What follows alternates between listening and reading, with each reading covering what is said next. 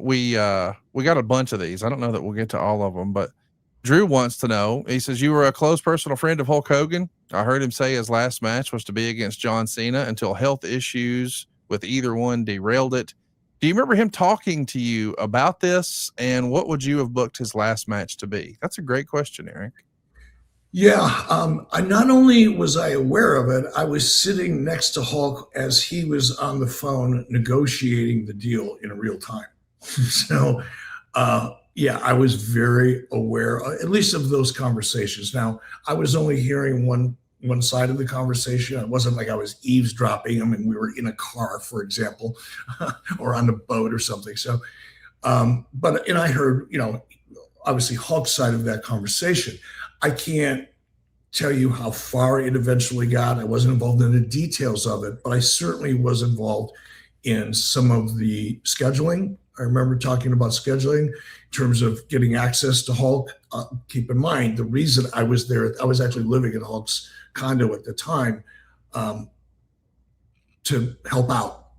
And so Hulk wasn't moving around real well. This is when the beginning where the back subjects started getting really, really bad. So I remember being a part of those or listening to those discussions, and then a little bit of what the match might look like, but very little of that did I pay attention to nor exposed to. But yeah, it actually did happen. It's a true story. I was there. Hypothetically, I know you don't love to fantasy book, but if you could have booked Hulk Hogan's last match, we know as it wound up being, it was a 6-man overseas. I don't even know that it was filmed. It certainly never aired on programming, but it was a TNA 6-man. Bully Ray was there and others. Yep. What would your storybook ending for Hulk Hogan's last match? What would that have been? Wow. I guess from an era perspective, era meaning, what was hot during that time. I mean, I would have loved to have seen a Stone Cold Hulk Hogan WCW versus WWE. Ironically, as they were on opposite, sides of the brand that they started out on career-wise. But in terms of where the business was at that time, as long as we're fantasy booking, I want to go back to about 1998 to do this, by the way. Maybe 2000, save my ass. Who knows? Maybe not. But that would be obvious. Another one would be, again, this is all fantasy, assuming everybody's heads were on straight and everybody wanted to do the best thing for the show and for the moment and for the sport or the business. That would be Hulk and Brett. If that could have ever really come together, that would have been a fun one to watch. Brett's ability in the ring to make his opponent look better than he really is, just like Ric Flair is known for. Other stars at that level are known for really, as they say, turning chicken salad out of chicken shit. That, again, and that could have been a really, really cool story and match. Beyond that, I don't know. I'd have to think about it. In a real fantasy world, like if we're writing a movie and not trying to deal with real life, I would have thought it might be fun to think about ending both career. Everybody's like, puts your career on the line. What if this is the last time either one of them are going to wrestle? Now it's just pride, because that's relatable, right? These guys have been out. When you hear this, it's time to retire and it's a retirement tour and I'm fighting for whatever for a belt. None of that makes any sense. You're fighting for your legacy. You're fighting for your ego. You're fighting for your pride, whatever you want to call it. That's a relatable kind of issue. And if you could figure out a way to craft that story and then mess around with, Father Time, I'd like to have tried to write a story that saw Hulk and Randy in that scenario. Where it's just about the pride. It's not about the money. It's not about the girl. It's not about anything.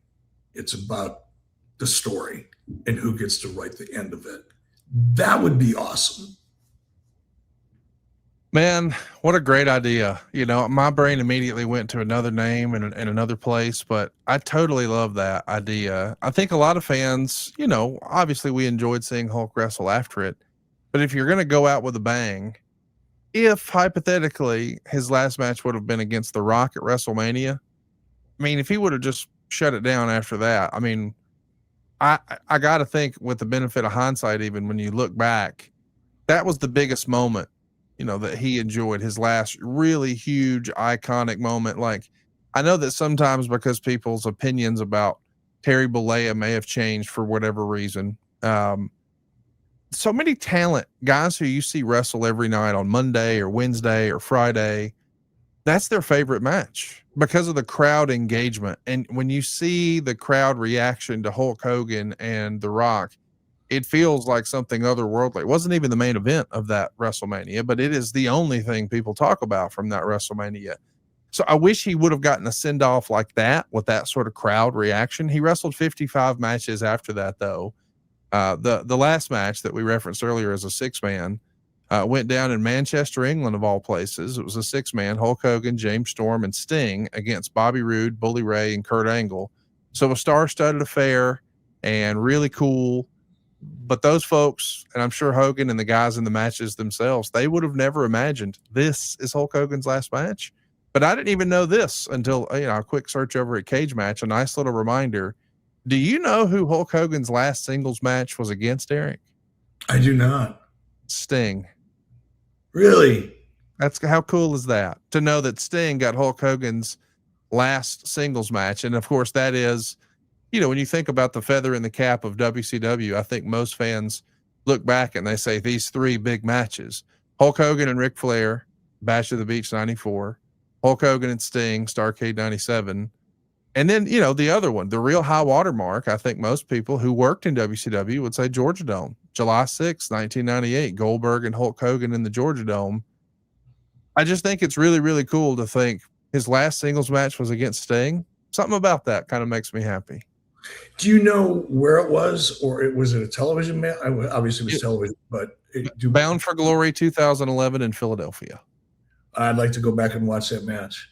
Yeah, me too. I mean, I haven't watched that match in a long time. I'm going to go out of my way to watch Bound for Glory 2011. I know that, Hulk was, probably not in peak fighting condition in 2011. It's going to look and feel a little different than their 1997 match, but just knowing their shared history, that's interesting. Let us know in the comments below. Who would you have liked to have seen Hulk Hogan have his last match against? I thought for sure that Eric was going to say Ric Flair. I'm not disappointed that the last singles match did wind up against Sting, and it was on pay-per-view, so that's pretty cool. But Randy Savage, man, that can get me really excited. I love that idea. And you kind of hit it out of the park with the whole Austin thing. You talk about the biggest star of the 80s versus the biggest star of the 90s. That could have been really, really cool. Let us know below who you would have liked to have seen Hulk Hogan's last match be against. SaveWithConrad.com. Yeah, I'm Justin Gruffin from Knoxville, Tennessee. What got me to Save with Conrad was the 83 Weeks podcast. I really wasn't thinking about getting rid of any debt. I just wanted to cash out some equity in the house to do remodeling. But I did both, so that was pretty awesome. Worked out great.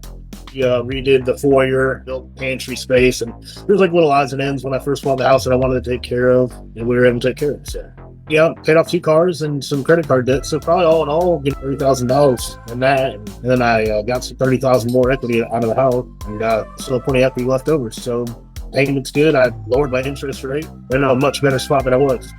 Super easy. Everybody was great. Very, very awesome people.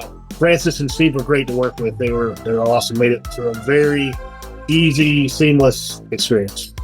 I'd probably say all in all, probably $1,000 a month at least. I lowered my interest rate, especially the way the interest rates are right now, which is, that's amazing.